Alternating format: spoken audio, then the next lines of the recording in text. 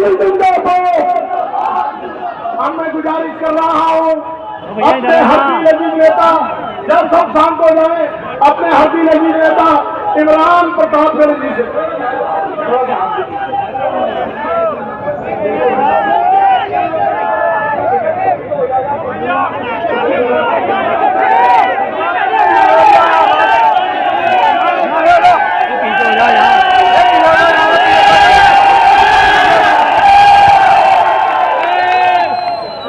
दायरे में सिमट के दायरे में सिमट के आया है, हर रवायत से हट के आया है। आंधियों को जरा खबर कर दो, आंधियों को जरा खबर कर दो, शेर वापस पलट के आया है, शेर वापस पलट के आया है। हमारे नौजवान प्रत्याशी रंजन शर्मा, महानगर अध्यक्ष, अल्पसंख्यक विभाग के जिम्मेदार लोग, कांग्रेस पार्टी के तमाम पदाधिकारी, शहजाद साहब, सदाकत साहब, इन तमाम साथियों को इस कार्यक्रम में इनकी मौजूदगी की वजह से खूबसूरत सी जो ये दोपहर आपके सामने है। मैं पहली बार आपके बीच में आया हूँ, इससे पहले जब भी आया किसी मुशायरे में, नौचंदी या किसी और में आपसे मुलाकात हुई।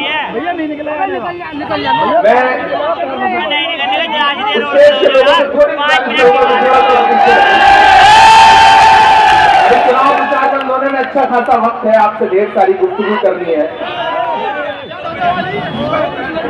मेरे भाई, मैं जानता हूं कि मेरठ जिंदा दिल लोगों का शहर है, ये बुजुर्गों का शहर नहीं है, ये बहादुर लोगों का शहर है।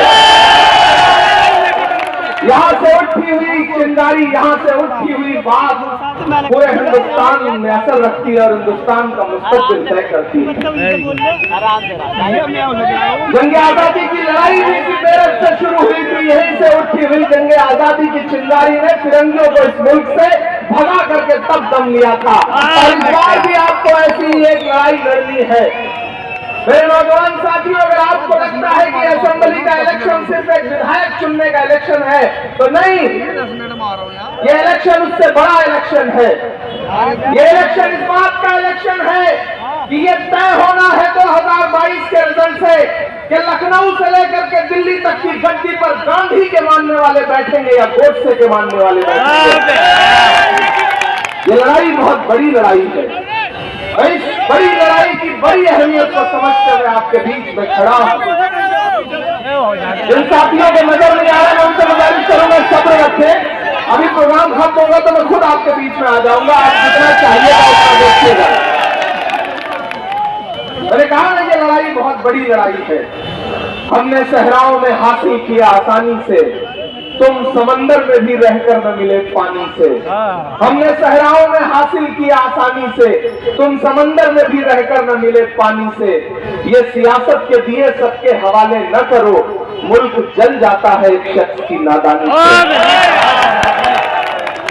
उत्तर प्रदेश से लेकर के दिल्ली तक की फजाओं में भारतीय जनता पार्टी ने जो नफरत घोलने का काम किया है, जो तोहफे में आपको महंगाई दी है, जो तोहफे में आपको एक बदसूरत माहौल दिया है, उसे बदलने का वक्त है। और पूरे उत्तर प्रदेश में एक मीडिया के जरिए एक नैरेटिव बनाने की कोशिश की जा रही है कि लड़ाई भाजपा बनाम समाजवादी है। नहीं, ऐसा नहीं है। जिन्हें ये लग रहा है कि साइकिल विधानसभा जा रही है, उन्हें ये पता ही नहीं है कि साइकिल की हैंडल को जब तक हाथ नहीं पकड़ेगा तब तक वो खड़ी भी नहीं रह सकती है। साइकिल तो स्टैंड भी तब होगी जब उसे हाथ का सहारा मिलेगा। बिना हाथ का सहारा मिले कुछ नहीं होने वाला। ये बड़ी कड़वी सच्चाई है। और जिन्हें लग रहा है कि वो सरकार बना लेंगे, मैं उन्हें अलग ऐलान बताना चाहता हूं कि उत्तर प्रदेश में कोई भी हुकूमत बिना कांग्रेस पार्टी के नहीं बनेगी, नहीं बनेगी, नहीं बनेगी। ये कड़वी सच्चाई है। ये मेरठ है। मेरठ वालों, मैं एक ऐसे चौराहे पर खड़ा हूं जहां इधर कांग्रेस के झंडे हैं तो एक आध झंडा दूसरी पार्टियों का भी मुझे कहीं से दिखाई पड़ रहा है। मैं उन्हें बताना चाहता हूं कि लाल नीले कई रंगों के अलम आएंगे और आखिर में यही होगा कि हम आएंगे। हम कांग्रेस के लोग हैं। ये जो कांग्रेस का झंडा है, दरअसल इस झंडे में जो 3 रंग है, बाकी पार्टियों के झंडे में जो आपका रंग झंडा दिखेगा उन झंडों में 2 रंग होंगे, लेकिन ये जो कांग्रेस पार्टी का झंडा है इसमें 3 रंग हैं और यही 3 रंग इस देश के तिरंगे के भी हैं। मेरे भाई, लोग आएंगे आपसे जज्बात की बातें करेंगे, कोई हिंदू बन के वोट मांगेगा, कोई मुसलमान बन के वोट मांगेगा, लेकिन कांग्रेस का कोई भी इंसान जब आएगा तो इंसान बन के वोट मांगेगा, इंसानियत के नाम पे वोट मांगेगा। मैं यहाँ खड़ा होकर के आपसे कहना चाहता हूँ कि मुझे बताओ, पिछले 5 साल में जब सबसे ज्यादा आप जुल्म का शिकार हुए, जब सबसे ज्यादा पुलिस की लाठियां आप पर बरसी, जब सबसे ज्यादा बुलडोजर तैयार रहा तो आपके लिए तैयार रहा, तो मुझे बताओ उस दौरान अखिलेश यादव कहां थे?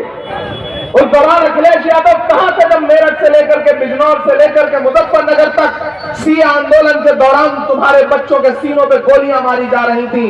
तो कोई अखिलेश यादव किसी मां के आंसू पोंछने क्यों नहीं आया? कौन आया? प्रियंका गांधी आई, राहुल गांधी आए। मैं गवा रहा हूं उस लम्हे का जब जामिया की बच्चियों पर, निहत्थी बच्चियों पर लाठियां बरसी, जब जामिया की लाइब्रेरी को आंसू गैस के गोले से भर दिया गया। मैं उस रात दिल्ली पुलिस मुख्यालय के सामने खड़े होकर के रात के 10 बजे से सुबह के 4 बजे तक नारे लगा रहा था, अपनी बहनों की हिमायत में, अपने नौजवान साथियों की हिमायत में। और आपको पता है कि पूरे मुल्क में सिया आंदोलन के दौरान जब मैं इंतजार कर रहा था कि हमारा झोली भर भर के वोट लेने वाली पार्टियां, उनके रहनुमा निकल के सामने आए, तो मुझे कोई नजर नहीं आया।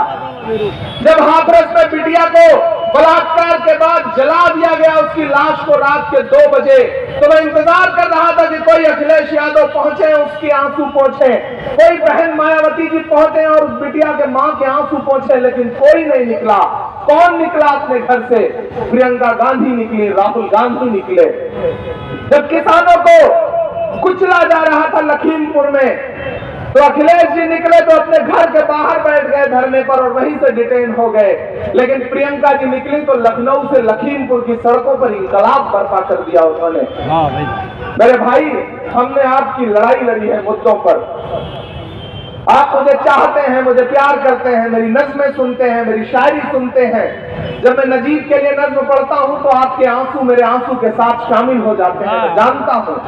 मैं जानता हूं कि जब मैं पहलू खान के लिए आवाज उठाता हूं तो आप मुसल्लों पे बैठ के मेरी सलामती के लिए दुआ करते हैं। मैं जानता हूं कि आपने मुझसे बहुत मोहब्बत की है। आप जानते हैं कि एक 32, 33, 34 साल का एक लड़का बिना अपनी जिंदगी की परवाह किए अलान ये कहता हुआ घूम रहा है कि लबों पर हम सजा कर आए थे कुरान निकले हैं, वतन पर मरने मिटने का लिए अरमान निकले हैं, जमाना गर तुला है जान लेने पर तो क्या डरना, हथेली पर सजा कर हम भी अपनी जान निकले हैं। मैं जानता हूं कि आप मुझसे मोहब्बत करते हैं, आप मुझसे मोहब्बत करते हैं। मैं उस मोहब्बत की बुनियाद पर आपके बीच में आया हूं। यहाँ शहजाद खड़े हैं, सदाकत हैं, इन लोगों ने मुझे बहुत मजबूर किया कि मैं किसी भी तरह आज इस सभा में पहुंचूं। इन्होंने मुझसे रंजन की बड़ी तारीफ की और रंजन भाई, आज लोगों का हुजूम ये बता रहा है कि कुछ भी हो आपने आवाम की मोहब्बतें कमाई हैं, इसमें कोई दो राय नहीं।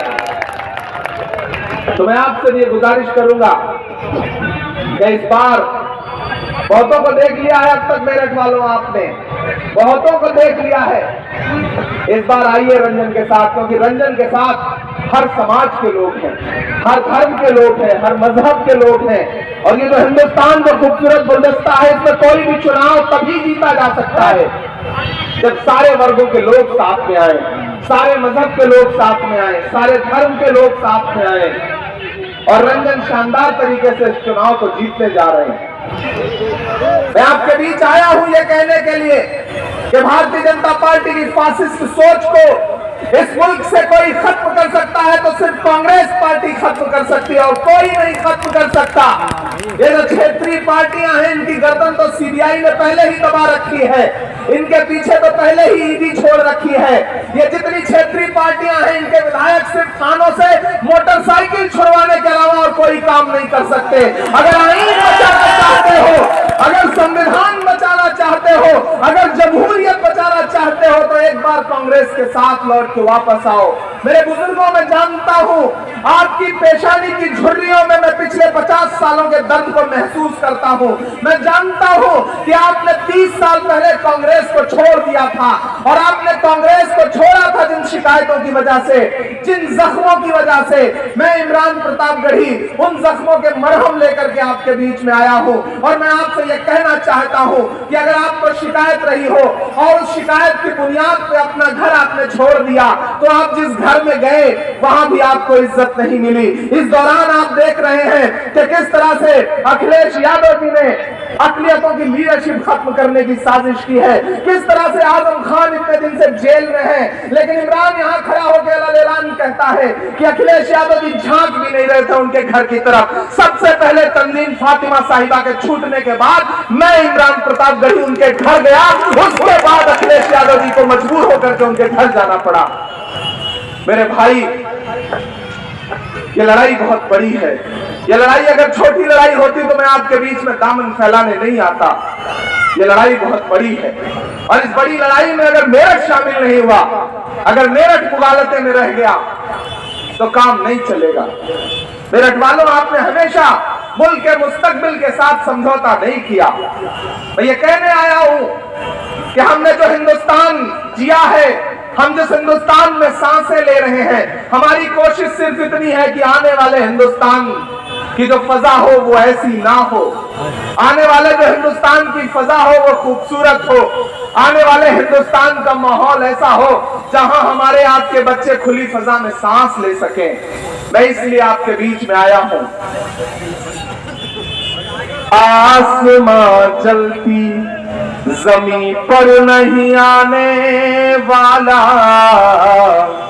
आसमां चलती जमीन पर नहीं आने वाला,